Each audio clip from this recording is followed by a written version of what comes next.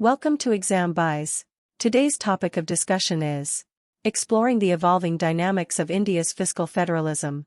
As India's constitution marks over 73 years of steadfast governance, it's evident that the nation's fiscal federalism, concerning the financial interactions between the union and state governments, demands fresh contemplation.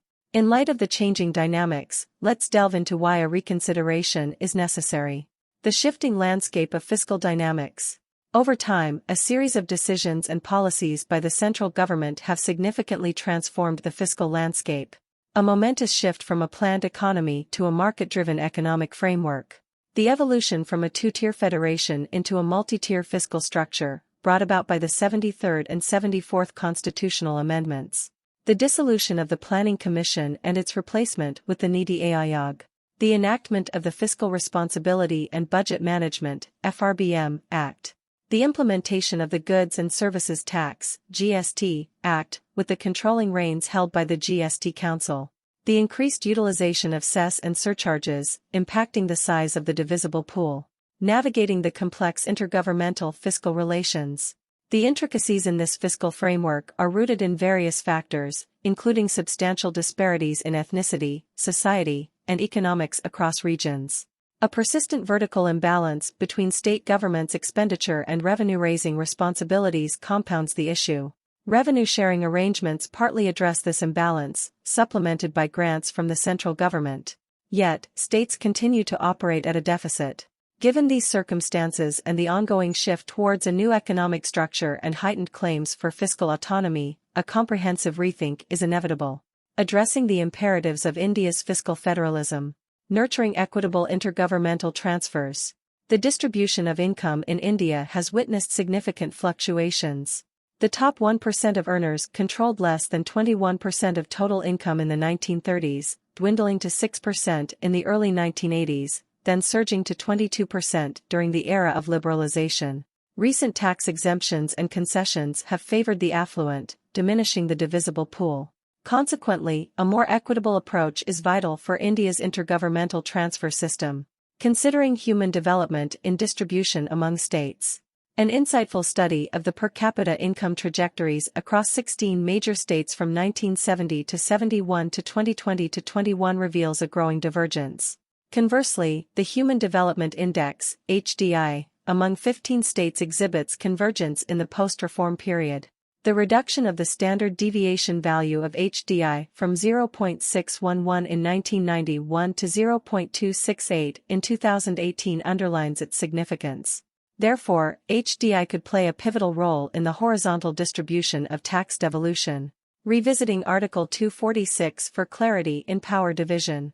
The distribution of powers between the Union and the states, as delineated by Article 246 and the 7th Schedule of the Indian Constitution, requires re-evaluation. In the context of India's transformation into a multi-party system and shifting societal, technological, and economic paradigms, a clear and updated division of power becomes imperative. Addressing the extra burden placed on states by central legislation is vital to foster a balanced framework. Embracing the subsidiarity principle. The principle of subsidiarity, wherein tasks are executed at the most suitable level, is a valuable guide for power and financial allocation. The post-independence era saw India's transformation into a multi-party governance system, necessitating a re-evaluation of responsibilities. The introduction of Schedules 11 and 12 complicated matters by lifting items from the state and concurrent lists without granularity. Establishing operational meanings for these lists is essential, as exemplified by certain states like Kerala.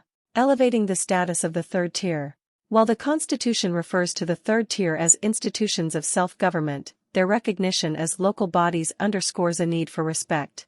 Unfortunately, the development of India's local democratic foundation, encompassing over 3.2 million elected representatives and 2.5 lakh rural and urban local governments, has faced challenges. Recognizing the pivotal role of the third tier in delivering essential quality services to all citizens is paramount. Navigating borrowing practices and financing. An appraisal of off-budget borrowing. A critical review of the off-budget borrowing practices of both the union and state governments is essential. These borrowings, which fall outside the official budget but impact the fiscal landscape, warrant careful scrutiny.